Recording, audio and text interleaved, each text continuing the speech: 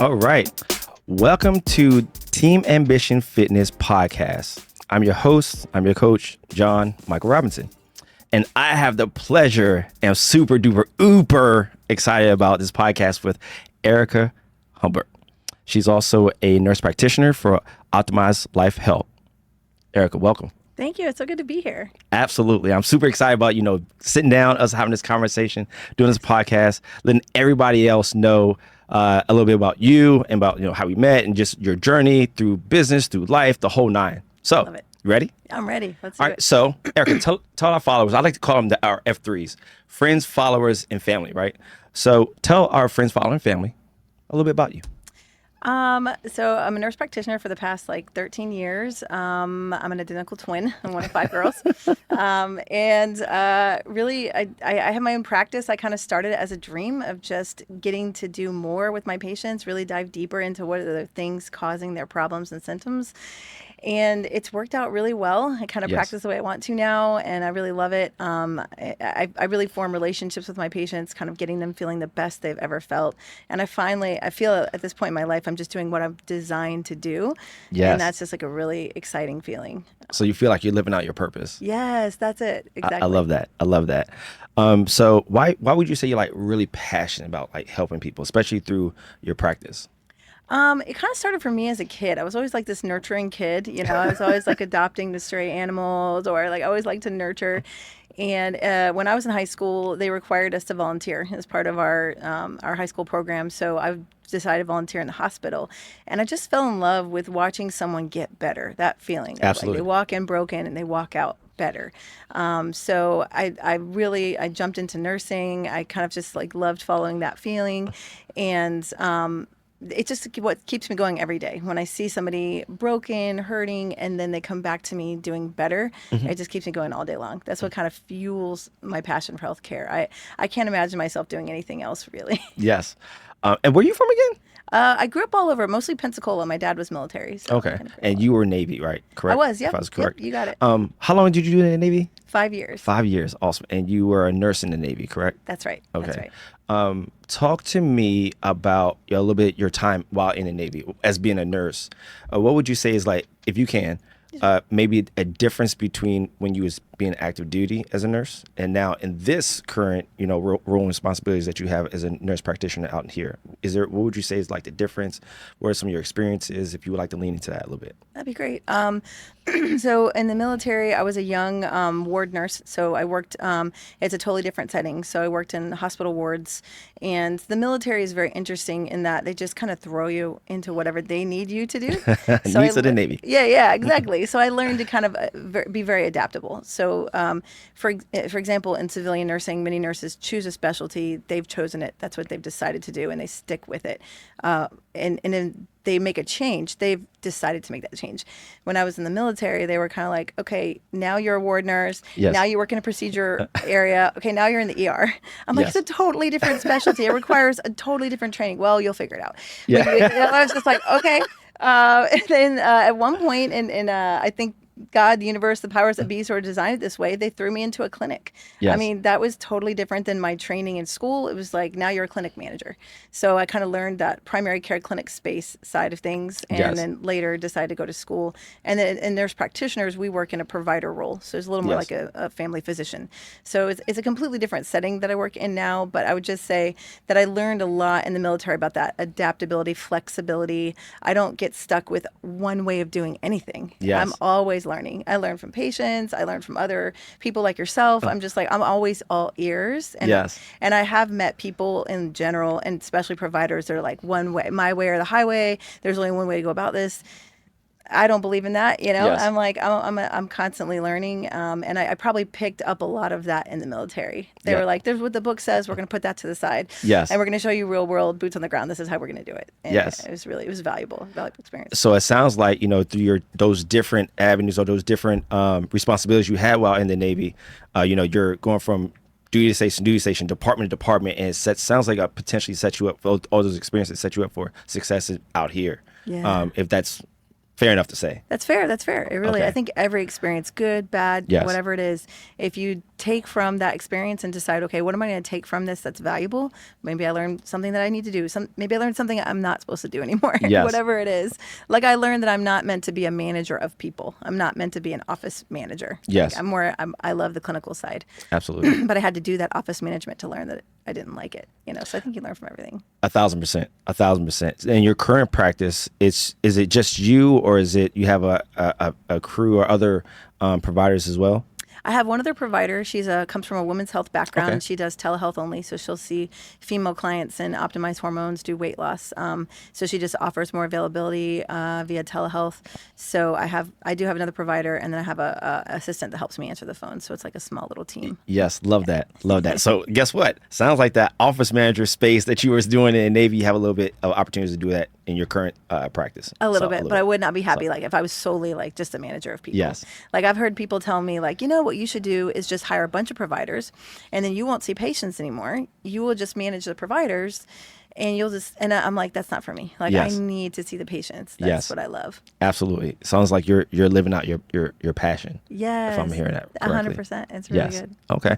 So talk to me a little bit about also some of the things that you also like to enjoy. I think, keep me honest, was it in April, May, you did a dancing competition? Yes. Keep me honest. Yeah, you're right. I think it was April. I mean, I've figured out myself. Time flies by. Like, was it April? I think it was. It was called Clay Can Dance. It was a Yes. charity fundraising event that I got an opportunity to do through the local Rotary clubs.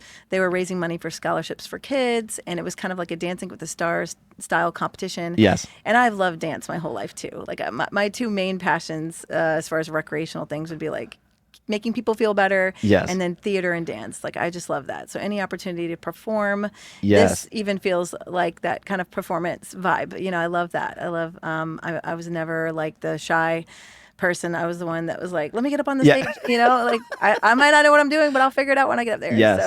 So that was a lot of fun. I trained with a professional for like 12 weeks. Yes. He put together the routine, and then we took it out onto the dance floor and performed for the crowd, and it was so much fun. Would you want to do it again? Oh yeah, I'm gonna beg them to let me do it. They're gonna do it every year. No way. Yeah. It's like gonna be a yearly charity event.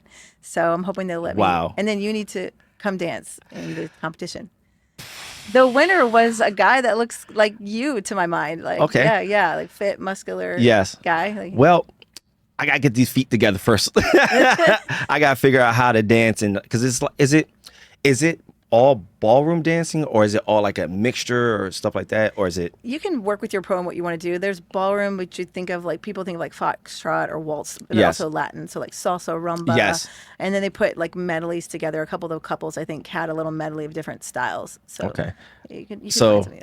I wouldn't mind trying the salsa part. I actually like salsa and merengue dancing. So I mean, I'm not the best at it, but I, through my time of being in the military, being exposed or having friends who were of the Latin culture, I actually kind of like it, to be honest with you. So I'm not going to say no.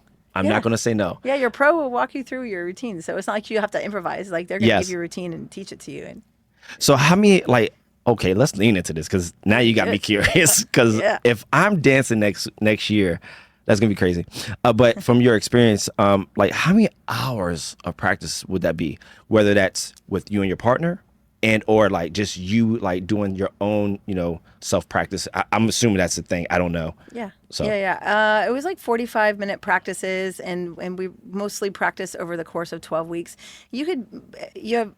They're all amateurs that Okay, are right. that are like, so I mean, they even told me like they were going to let me in, but the fact that I had some dance background, they were like, Yes. you're really supposed to be a total amateur, but it was still fine. But like 45 minutes once a week for like something like 12 weeks, and you can work it in with your pro. And Okay. then some people had a hard time getting the practices in, so they did a bunch of practices right before. I mean, you could Yes. work out how you want to do it. And then I did practice on my own, because Yes. I'm like, I love it, and I'm a bit of a perfectionist about it, but that was difficult too, because Yes. you when you practice on your own something that's meant to be done with a partner, and say I practice it wrong, then I got back into practice with him, and he's like, no, that's now you just practice it 45 times wrong, so come back in here with Yes. me and we'll figure it out. But Okay. it still worked out. So with that being said, is there any other sport or any other something you've always wanted to try, just never had opportunity to try it, or never time, or whatever. But is there anything a sport or event or anything you've always wanted to try and just haven't done it yet? That's a great question. I want to learn to surf this summer. I put it as a goal. Like I've always thought it looks so cool to watch. Yeah. I do a little bit of yoga, and from dance I feel like I have good balance. So Yes. I feel like there's so many things needed for surfing, but I'm like, well, I have good coordination. I've got good balance. I think I could do it, and it always looks cool to watch. So I'd love to learn that. Okay. Well, I'm gonna be honest. I don't. Do they surf here in Jacksonville? It's a little bit. It's Really? a little bit. A little bit. It's Okay. Okay. not I like don't- some places where like you have to really be a pro. But Yes. it's smaller waves here, but people do surf here. I see them, and I'm like, oh, it looks cool. Okay. I want to learn. Well, as it's because it's crazy hot right now. It's like 95 degrees outside, and I know we just jumping into the summertime. You know, school's getting out and kids graduating. Congratulations on thank that. you. Yeah. So that may be something that I wouldn't be surprised if I see on Instagram or your social like, hey, you're out there surfing. So you seem like you just jump face first in. So that's cool. Yes, That's really and cool. what I love about surfing too, I heard this analogy once. I can't remember if I heard it on a podcast or where I heard it, but it really resonated with me. This idea of hustle and flow. So Okay. surfers have to hustle, and I'm not a surfer, so I'm not going to use the right terminology, but they get on the board and they have to paddle really hard. They have to work hard to get to the wave, and there's a need for that. But they go farther and faster, and they get so much more when they Yes. flow on that wave. So some people really believe that life is all about hustle. You just have to hustle all the time, right? But really there's so much to be gained in the flow. When you see the opportunity and you take it, you're going to go farther and faster. And it's not to say that hustle isn't needed. I mean, we have to hustle. Yes. But when we make the mistake of thinking that only thing that we do is hustle, it's a big mistake. I like that. Yeah, the people you see the most Yeah. successful, they have learned to hustle and flow. Oh, I like that. I think that was actually a movie, Hustle and Flow. But seriously, I like, check but I like that analogy. I like that. Dang, I'm gonna have to steal that. Steal it. Use it with your clients too. Yeah, I it's really not like that. all hustle. So, I'm sorry. I kind of segue a little bit out of optimize life health. So let's lean back into that for a little bit. Okay. So what does that mean to you? Like optimal health. What does that mean to you? So it just means a system, a person running at their peak, the best that they can. And that can take on different definitions based on what we're working on. But really, to really simplify it, the way I was kind of trained in modern medicine was to take someone from abnormal to normal. They have a symptom or a problem, and we're going to take them to normal, whatever that means. Yes. Normal usually just in medicine means to put somebody in a range of average. If we take a simple example like labs. So say someone has, I'm checking their vitamin B12 level on their Yes. labs. Normal or average B12 for an average American is anywhere from 300 to 1100. It's a big range. Understand. So the way I was taught was like, okay, if someone's B12 is low, they're in the 200s, let's get them into the 3 or 400s. And if it's in the 300s, then they're normal, check, like we don't need to do anything here. But I'm like, let's get them up to the upper levels, Yes. safe levels of that range. Get them up to 1,000. They might feel a whole lot better. And I think it's newer. It's not done as well, I think, in modern medicine now, but I hope that tide is changing where we're not just trying to get people free of symptoms, or we're not just trying to get people from an abnormal to a normal, but get them up to their peak. What is Yes. the best they could be feeling? I could see someone with no symptoms at all, but they just want to go like, how can I feel my best and achieve my best? That's what I want to help them with. In addition to treating symptoms, it's just really feeling their very best with the minimal amount of medical intervention needed. Yes. So it's not like I think all medications are bad, but can we get someone on the least amount of medicine they need to treat the problem? 1,000%. Like high blood pressure is a great example. Some patients come to me with high blood pressure. They want to come off their meds. I'm like, okay, we don't just take the meds away, but let's start getting them working out more regularly, eating a good, healthy diet, losing weight, and their blood pressure, as it comes down, we taper down that blood pressure med. Absolutely. Release them out, right? Absolutely. I love that you're saying that because I think, and you probably see, honestly, you're probably gonna see this more than I do, for the most part. But I think nowadays, like a lot of people are utilizing medication and try to let that be the solvent or try to solve problems. But it really, I don't think it really does all the things it's supposed to do. It may be a Band-Aid. That's the word I want to use. It may be a Yes. Band-Aid, potentially, Yes. barring on, born on the diagnosis and stuff of that nature. But I think sometimes, to your point, you want to be able to take that holistic approach potentially, Yes. and then try to weed off of, said medication, if I heard you correctly. Yes. So- And there's so many conditions that we have traditionally used medication for that can be improved by getting someone, when I say optimize, like 6 to 8 hours of sleep, a good fitness regimen, eating clean. Sometimes we can eliminate the needs, for example, antidepressants. I'm not Yes. saying there are some patients, absolutely, they need antidepressants, but can we get them working out regularly that'll naturally boost serotonin, epinephrine, norepinephrine, those kinds of things that antidepressants target. So Yes. a lot of times I can get them free of symptoms of depression without medication or taper them safely off medication. Whereas in the past, with 15 minutes a visit, your regular primary care provider, here's a patient like, hey, I'm feeling depressed. Okay, well, here's some Prozac for you and Yes. see me in 6 weeks. But I have the time now to be like, okay, like let's talk about it. And then let's think about all the things contributing to your feelings of depression and how can we solve this and get you feeling better, your mood is lifted, and you're not feeling symptoms of depression without resorting to medication if that's possible. And Yes. most times it is. So honestly, as you're talking, I compare that to almost like coaching. It's like it Yes. sounds like you're sitting down with your patients and like, hey, let's go over these things. Let's see what are some of the habit changes we can start, maybe doing. What are some of the things we can, minimize or take away or decrease. I swear that sounds just like coaching. It really is. So I now understand like that passion behind of you're helping people by helping them change their health. I always used to call it healthy habits, creating Yeah. those healthy habits. Yes. So Sustainable, healthy habits. yes, Exactly. yes. So what would you say for you? Maybe your not preferred. That's not the right word. What the clients that you currently see, not clients, your patients that you currently see. What would you say like the age ranges are? What does that look like for you? That's a good question. I mean, yeah, we can call them clients as easily as patients. Really, Oh, it's okay. I ideally, my favorite patient to see would be somebody in midlife, and I'll call okay. that like 35 to 65, roughly. Although I have patients of all ages, so I've seen patients as young as 12 or 13, parents just wanting to get them feeling healthier, all the way up to I think my oldest patient right now is 80, like early 80s, Okay. just wanting to get off some medications, lose some weight, things like that. So I can see all ages, but I really think there's a big opportunity in midlife, Yes. because that's when a lot of people start finding that the things they thought were going to work for whatever it is they want to achieve. Let's use weight loss. It's a really common example. Yes.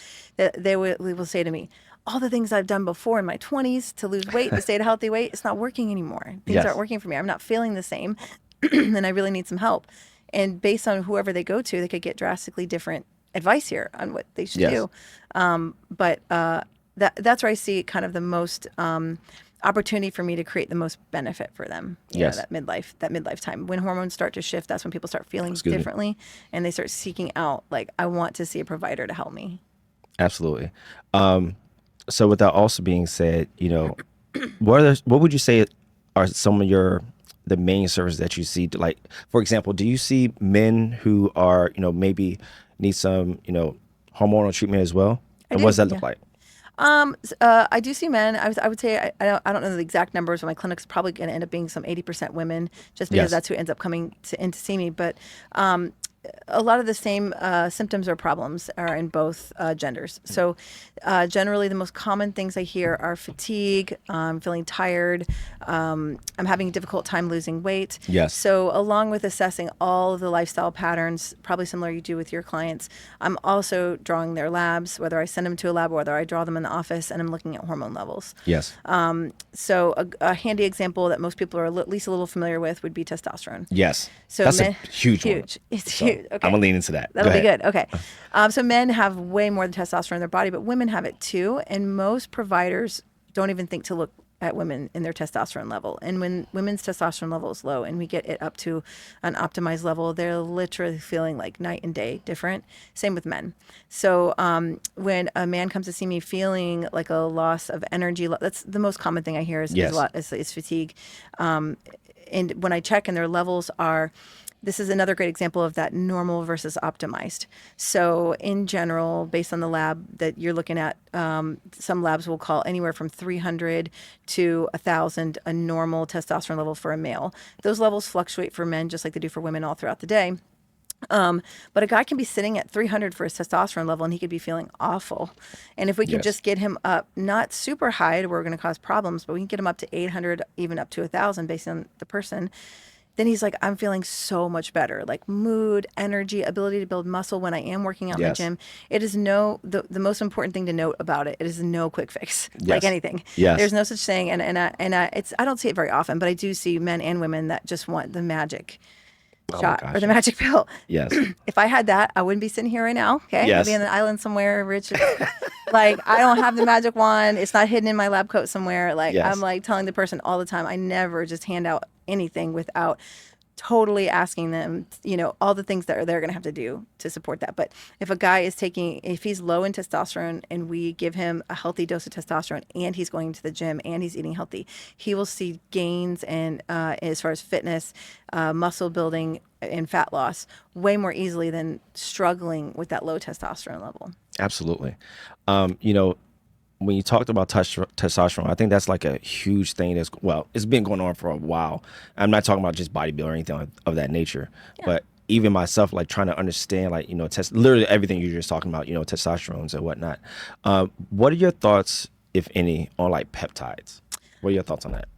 It's it's a really exciting newer area. Peptides have been, that word peptide just means small chain of amino acids. So the other thing is it's like any word, it's being overused, like the term Okay. GLP. So a Yes. lot of companies are jumping in there and calling with their products peptides. I mean, if it's a protein, it could be called a peptide. But when we talk about peptides, we're talking about injectable proteins that are generally, most of them were found in the human body and we've used them in medical capacities. But it's a huge area of excitement. And I've Yes. seen a lot of really good benefits with them. It's just you have to be careful how they're used and what it is you're trying. You have to know with a peptide therapy what it is you're trying to accomplish. So I've added them to my clinic space Okay, kind absolutely. of gradually. There nowadays you have salespeople that just sell peptides out of wherever. Like I got this, I got that. I'm not Yes. sure where it's coming from. So it's important to know your source. I only use pharmacies, for example. You can get Yes. peptides from an online company, but you just don't know. I'm not saying Yes. they're bad. I'm just saying I don't know where they're getting them. I use Sermorelin, which is a growth Okay. hormone peptide.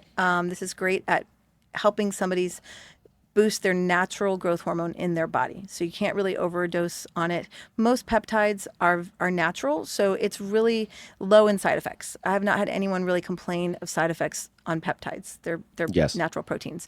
So for example, Sermorelin, when we have someone take it in the evenings before bed, their body will release more natural growth hormone, which helps them heal from injury and it helps them recover more quickly from their workouts Yes. and build muscle. Love that. If they're not working out, it won't do anything. But if they're working out, it will help them build muscle. And then my favorite peptide, actually, because I've seen the most benefit, is something called BPC 157. Okay. And it just helps with healing from injury. So I've had patients come to me with various injuries, aches and pains, and we've put them on a course of this. You take it in the evenings, and it helps accelerate blood flow to a site of injury. So interestingly, it was originally Yes. isolated in the gut.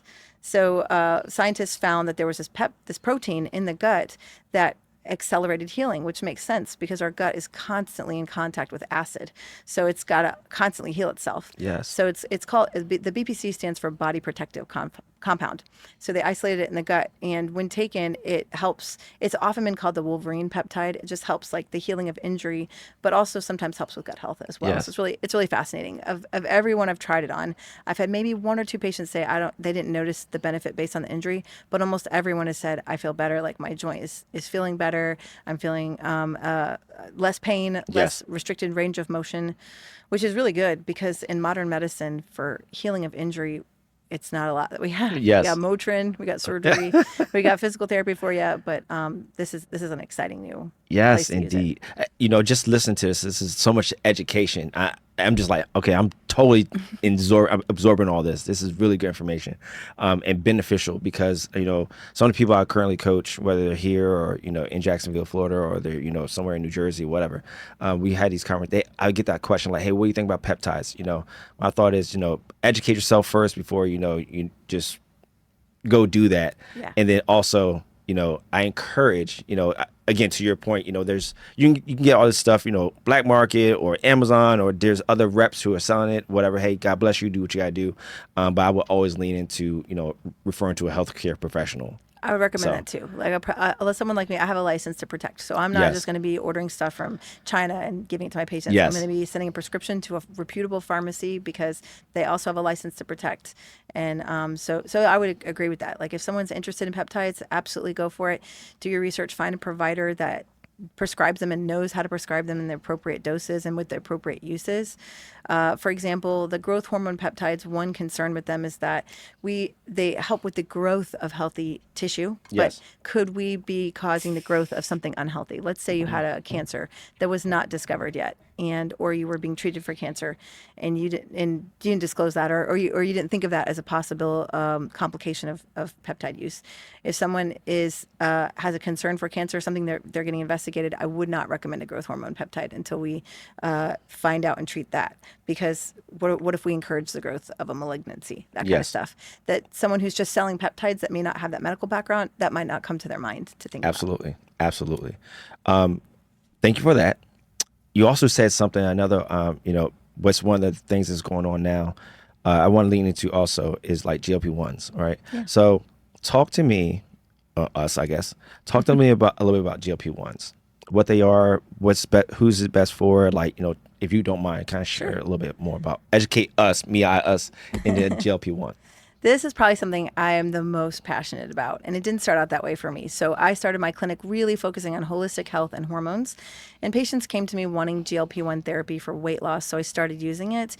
And I tell patients all the time that I have been in healthcare my entire life. I'm 44 now. I Yes. started at 14, so I've been doing this my whole life, and I have never called anything a miracle medicine or treatment until these meds came about. They just keep coming up with new findings of things that these meds are treating. So in general, that term GLP-1 refers to the name of a class of medications. So Okay. glucagon-like peptide agonists.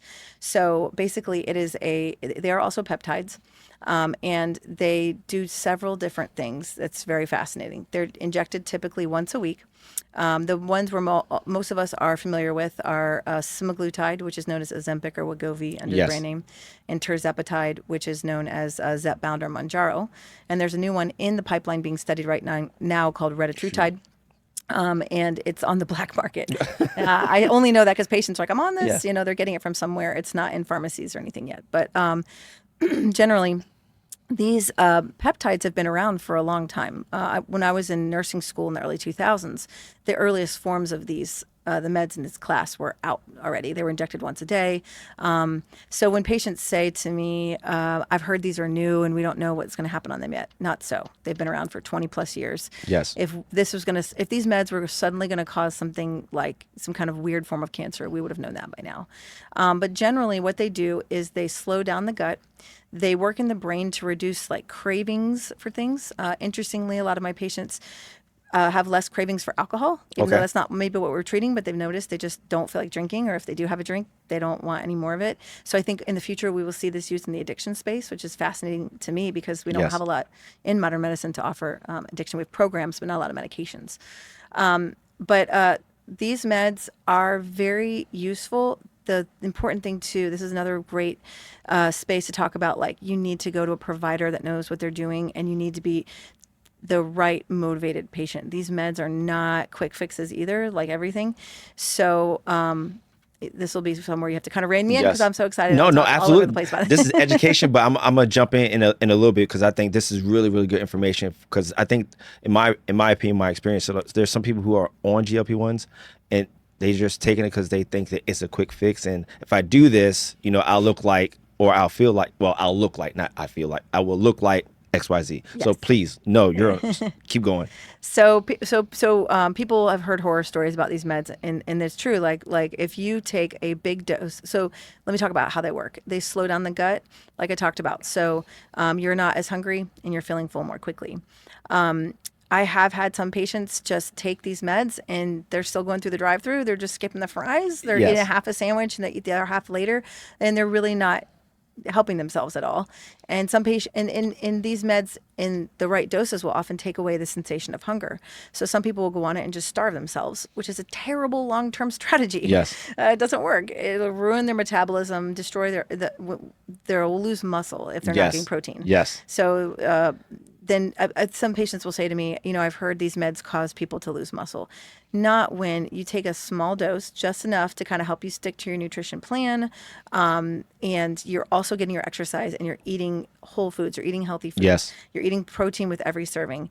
And you're not taking too high of a dose. So when you hear about stories about serious side effects on these meds, it's usually a dosage problem. Someone went way too high in the dose, or someone didn't change their diet. I tell Yes. people all the time, if you take a shot of this medicine designed to slow your gut down and then you wolf down a piece of pizza, you will definitely be sick. Yes. Do not do that, Yes. But interestingly, I've seen these meds also help with inflammation. So people that have inflammation and swelling, whether it's from joint pain or an autoimmune condition, it will improve symptoms of inflammation all over the body, regardless of its weight loss Yes. benefits. So I have some patients that are not trying to lose weight, but they are on a very low dose simply to treat some inflammatory like autoimmune condition, which I think is another exciting new space for these meds. Tirzepatide, actually, Mounjaro Zepbound, got approval from the FDA for the treatment of sleep apnea. So these meds treat sleep apnea, yes. Shut the front door. All right, yeah. Okay, did I not think know it's that. because Okay. of its weight loss benefits. Okay. That would be my guess, but I don't know because these meds have surprised everyone in the medical community by some of the effects that keep rolling out. Like, oh, we didn't realize that they were anti-inflammatory. We Yes. found it out along the way. And I think same with sleep apnea patients. They were coming off their machines. They're coming off their blood pressure meds. Yes. And it's like, it's going to be approved for these indications. Cardiovascular disease, it treats that too. So I think these meds have the potential to help us reverse the obesity epidemic in America. That is like exciting Yes. stuff. They just have to be used appropriately. Yes. It's not like you talked about already. It's not a quick fix. Just take a giant shot and suddenly you lose 50 pounds. Nor should you. Yes. I tell patients we want to lose. Our goal is about a pound a week based on the person. So everybody's got that person they know. Yes. My friend lost 20 pounds in a week. Well, that's not healthy at all. Yes. They probably lost muscle and bone density. Yes. And they're just going to yo-yo. You want to create sustainable way of eating and a sustainable pattern of movement so that you can my goal for most of my patients, or all my patients really, is to get them off the GLP-1. Like Yes. get you on the medication to help with the lifestyle plan, get you to your goal weight and feeling good, and then come off the medicine, and you should be able to maintain everything we put in place already Yes. to keep you at that goal weight. Yes. If you need a low dose for inflammation, that might be another thing. But I've heard people say that too, like, oh, providers just want to put people on these GLP-1s for life, or once you start it, you're stuck on it forever. And that's not the case if Yes. you've got a healthy lifestyle Yes. that you're working on at the same time.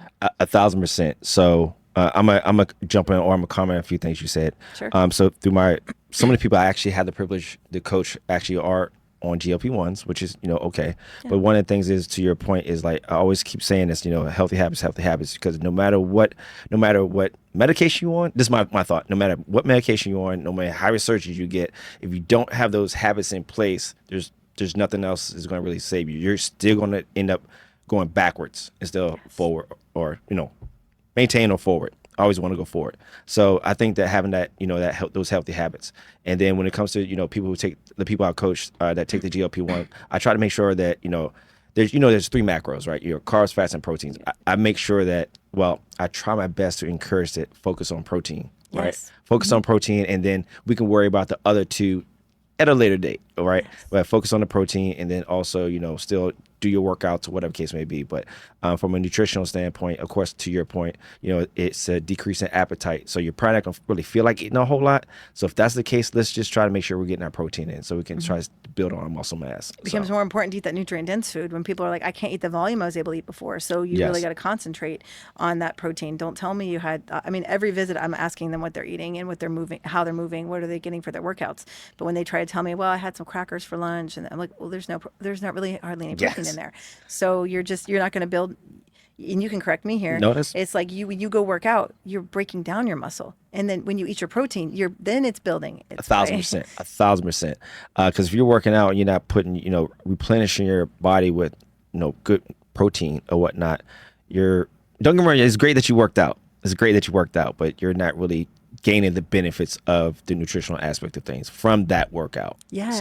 So And one thing I want to ask you, this is Absolutely. about this, when thinking about the GLP-1s, what I think is the most important thing, and this is like for all fitness, nutrition, all of that, is the mindset. The mindset is so important. yes. I want to talk about it because Okay, I have yes, patients let's- that are like focusing on the shot. Well, the shot did this and the shot did that. No, the shot didn't do anything. The shot maybe helped take away a little hunger for you, but it was Yes. all you.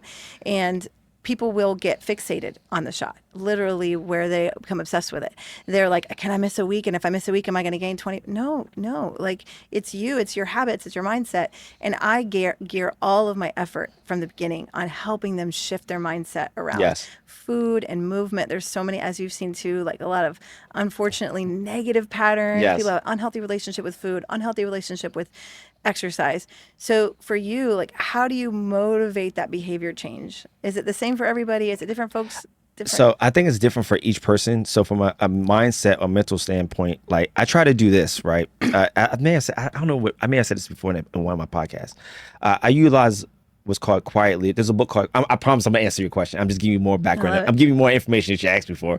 But there's a book I read, and me and my wife, I gave it to my wife too. It's called Quiet Leadership, right? So pretty much a lot of times we know the answers to the questions we're gonna ask, right? A lot of times they know the answers to the questions. So it's like I'll ask questions I know the answers to, but I have them say it out loud, right? So for example, in this conversation when it comes to nutrition, I'll say, hey, what's probably the best, what do you have for breakfast? I don't eat breakfast. I just have coffee. Okay, well, I wonder, what's your favorite thing that you like to eat, that you would eat for breakfast, right? Hey, I really like eggs. I really like bacon. I like pancakes. I wonder, can we have that for breakfast? Is that something you can have? Yeah, I really like it. So, okay, great. So tomorrow morning, let's have that. Let's try that. Is that something you can commit to? Yeah, I can commit to that. Okay, so I'm getting them to say it out loud. So those are like the very, very, very small, but over time, conversations like that, they'll start adding up. And then also I like to do small goal setting. This small, very, very, very small goal setting, because I found that people get overwhelmed if you give them too much. So you just give them a little bit, just a little bit. So that's why I found it helps with the mindset shift. I love that. I hope that makes sense. It really does. And I've had patients come see me, and it's not very often, but they'll say something like, I need you to yell at me. Like, I need you to really come at me, and that's going to, I'm like, you've come to the wrong girl. Yes. That's not my style. So if you really need that, you might need to see somebody else. Yes. But what I like about you, and in the time that we got a chance to work out together and stuff, is that encouraging mindset. Yes. I think people actually are afraid to see a personal trainer because they think they're going to get yelled at. So it's a small percentage that says I need to be yelled at. Yes. A big percentage is like, I'm afraid they're going to judge me. I'm afraid that they're going to not like, what I'm doing. Or Yes. it's like, you are probably like me, right? Like you just like, I just want to help. Like, let me help you. I'm not judging you. Yeah, correct. There's with us, there's no judgment here, right? Because we all started somewhere. I didn't start this. I never looked like this. It took me a while to get to this point. I'm happy. I'm healthy. Every time I look in the mirror, I'm happy about who I am and what I see every single morning. So I want to help somebody feel that same way. Yeah. But then also, I'm going to be completely honest. Like most trainers, if some of my friends are trainers too, they feel the same way. They don't want to judge anybody. They're just here to help somebody. And the whole yelling thing, coming from the Navy background, I was having this conversation the other day. I don't like being yelled at. No. I don't like I ain't like be yelled at in boot camp. So I don't carry that same mannerism or that same tool, because some people use it as a tool. I don't do that. I don't really do all the yelling stuff or cussing and all that stuff like that. I've never been that way. But I may be like, hey, come on, you could do a little bit more, just like an encouraging, not like, hey, get the fuck up. Come on. It's not like that with me, right? Yeah. It's just like, hey, you can do a little bit more. Come on, we got it, right? So I think that's a little bit more encouraging, is a little bit more open and inviting, and motivating. Works better. Yes, so I find that you get a little bit more out of a person. And then, also having those, and that's why I kind of like the one-on-one space with coaching, is like, you really get, just like for patients, right? You really get a chance to know them, and understand what their trigger points are, what motivates them, how to properly communicate to them. Because I can't communicate to you the same way I communicate to like Courtney or Jaleese or, some of the other people I coach. It's because everybody has a different perspective, or how they like to be communicated to. So I find a lot of value in that whole coach. I've went down the wrong path, but I find a lot of value in that coaching and the mindset part. So yeah. I really think that the bulk and the majority of modern medicine, or of any medicine, is behavior change. Yes. Even if we are dispensing medication, right? So let's say I'm giving someone a pill that I need them to take to lower their blood pressure. How do I motivate them to make sure they check their blood pressure regularly, take their medication? So you and I are really in the same space. It's motivating behavior change and how to do that. And I have found really when listening to people, and maybe you have too, people are so mean to themselves. They talk themselves away. They would never tolerate you talking to my kid that way. I wouldn't talk to my spouse that way. I wouldn't talk to anyone else that way. But the way I talk to myself is so critical. Yes. It's like, that is huge. Yeah. I don't think some people don't give themselves grace. Yes. Right. So a lot of times that, like when I'm doing my check-ins or having conversations, like, hey, they think they have to be perfect, and you don't have to be perfect. Right. You don't have to be perfect. All you have to show is effort and just, be intentional. Every day is not perfect. Okay, you missed the workout. Okay, but did you sleep better? I slept so much better. Did you have a good time, with your family? I had so much good time. I have more energy. Those are the things that, that's our goals anyway. That's the biggest win. Okay, great. You may want to look better, which is great. That's just a byproduct of how you perform and how you be intentional, how you show yourself grace. How you look is the byproduct of how you treat yourself. Right. Yes. So 1,000%.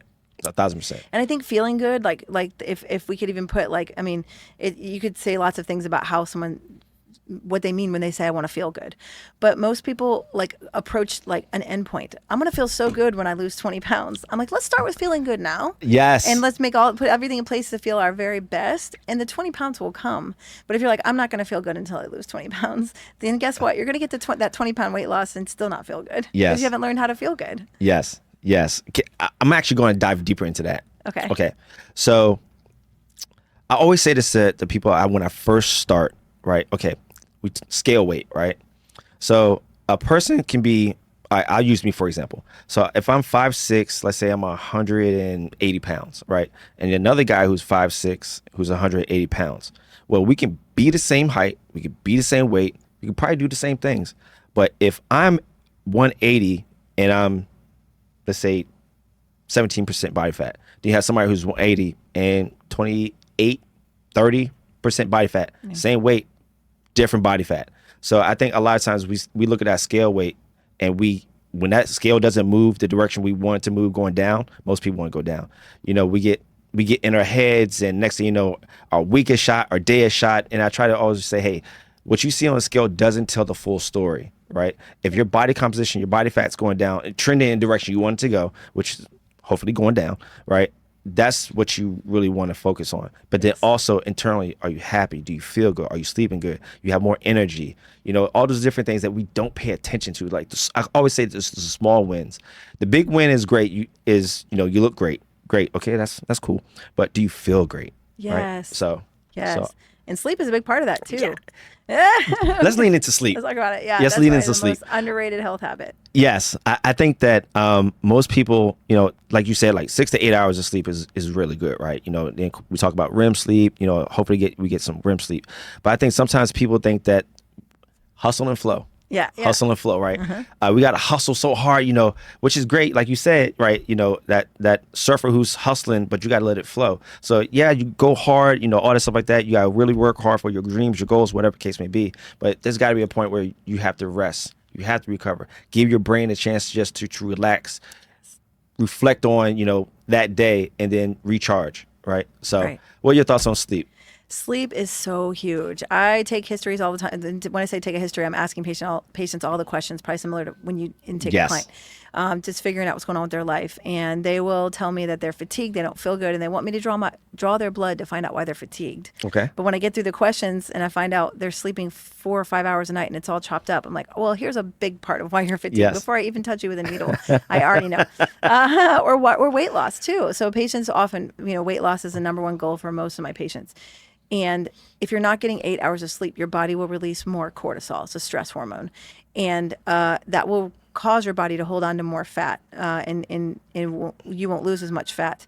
And you won't get the most out of your workout the next day. Yes. So some people will be like, I'm eating what you told me to eat or how you told me to eat. I'm exercising, I'm taking my medication, but why am I not seeing weight loss? And when I'm going through all the questions, every single visit, I'm asking about all the Yes. things, including sleep. Oh yeah, well, I've been so busy at work. I'm only sleeping about 4 hours a night. Well, that might be why we're not seeing the Thousand results percent. that we want to see, because you're building muscle in your sleep too. So that growth hormone is released at night. The things that we repair, our injury, all that's happening at night. So if we're not getting that quality sleep, we're not repairing from injury, we're not building the muscle as well as we Yes. could, we're not losing the fat like we could. Our system is just less efficient as a whole. So sleep is just, it doesn't sell the way Yes. supplements and products and peptides. It's like, oh, I want to talk about this too. It's like people like really focus on supplements, and I'm not hating on that. I'm like, oh, hey, supplements, that's great. But it's like the icing on the cake. The Yes. cake is your nutrition, your sleep, your exercise. That is the bulk of what's going to make you healthy. And then supplements, that's like a garnish on the top. Yes. I can't tell you how many people are taking 15 supplements and their sleep is jacked and they're not exercising at all and they're eating chips, candies, cookies, you know, Yes. and I'm not mad at them, but I'm like, all right, like, cool, you're spending $50 a month on supplements. Why don't we focus Yes. on the exercise and fitness and sleep and nutrition, spend our money there, Yes. and then add the supplements or keep 1,000. doing them, but make sure this is why you're not feeling it. Yeah, actually, it turns into that will be counterproductive.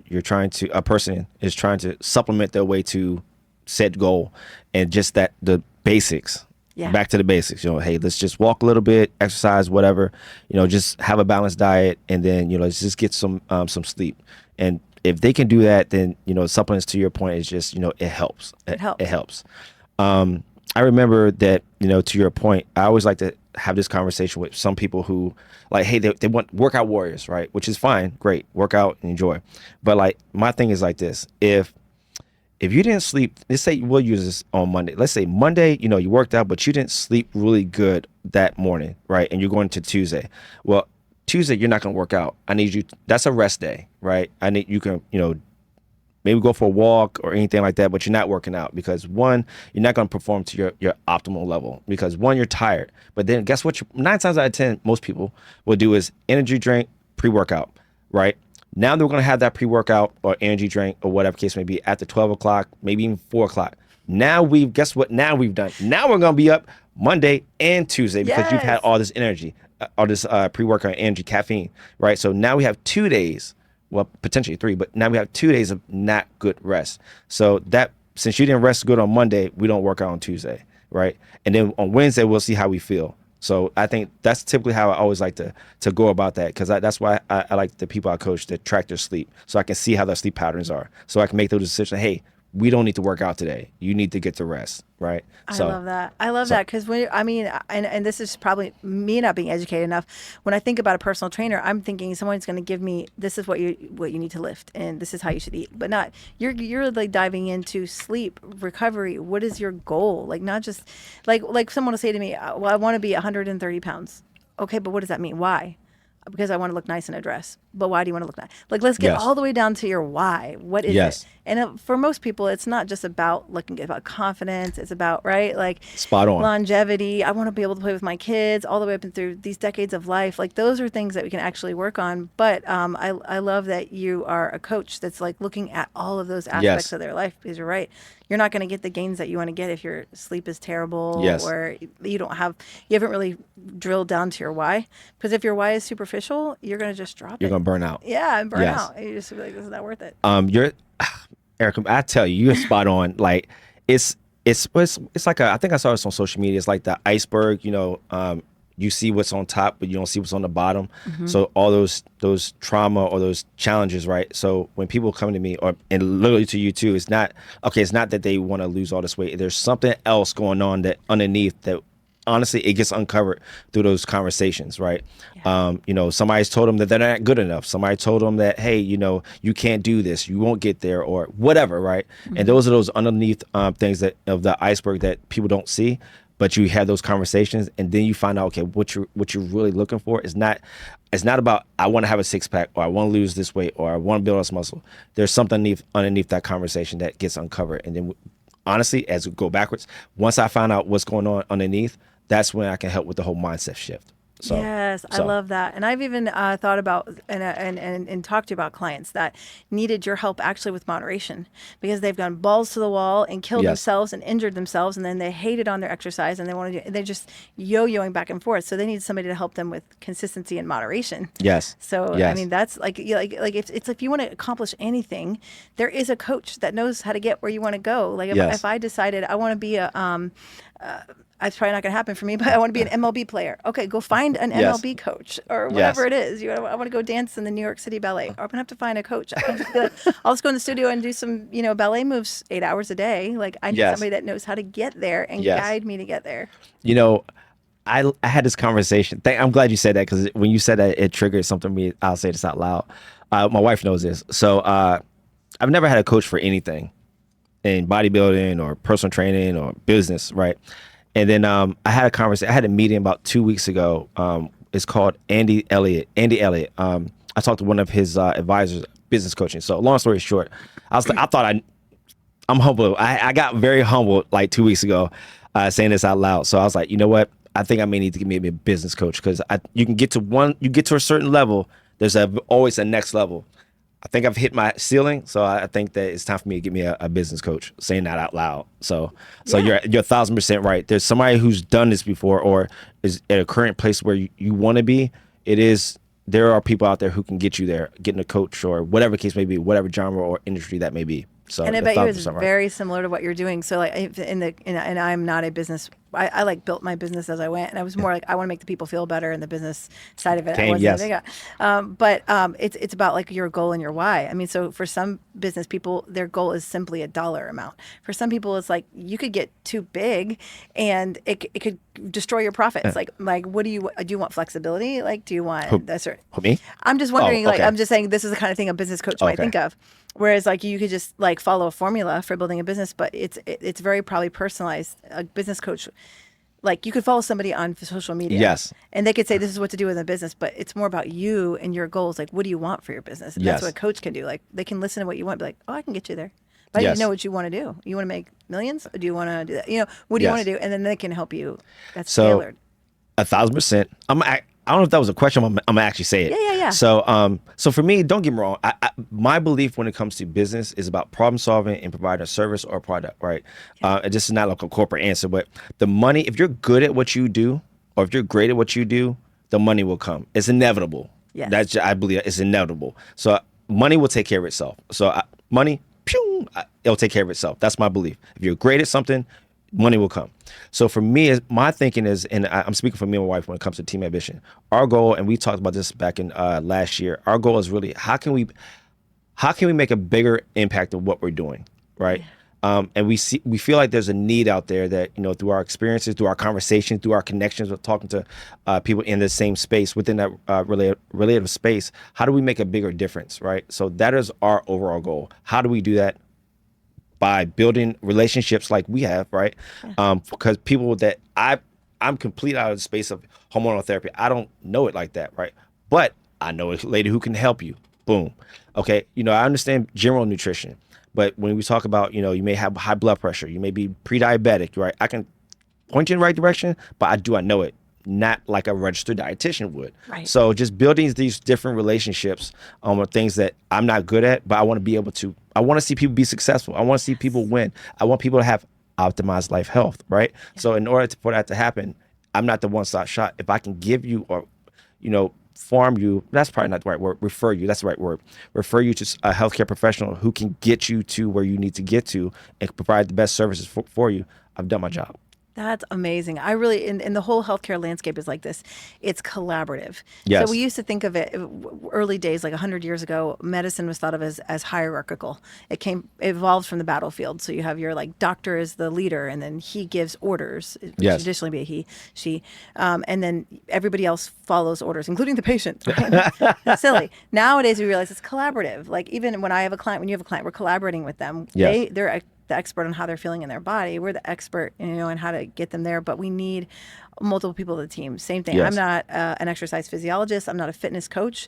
I generally try to give some guidelines on movement, but I love being able to send people to you for like getting them to get the most bang for their buck, right? Yes. I could go for 2 hours in the gym, and if I don't know what I'm doing, I just spent 2 hours in the gym. But what happened? Yes. If you got a coach, you'd be like, I can get you where you were going with 2 hours in 25 minutes, maybe. I'm just Yes. using this as a random Absolutely. example. So I love that too. But nobody can be an expert on everything, and the landscape is changing a lot. So Yes. I love that collaborative model, and me. I love about what you said about making a bigger impact, because that evolved as a goal for me. So I just wanted to see my patients one-on-one and just kind of do a really good job with the patients that I had, and then I saw so much need and I saw so much success of the patients feeling better. I'm like, now I want to do more, and I'm trying to figure out Yes. how that looks, because I don't actually want to hire a bunch of providers and just manage Yes. them. So I'm thinking, like, for me, I want to do more like public speaking, stuff like what you and I are doing, these Yes. conversations, because listeners can hear that.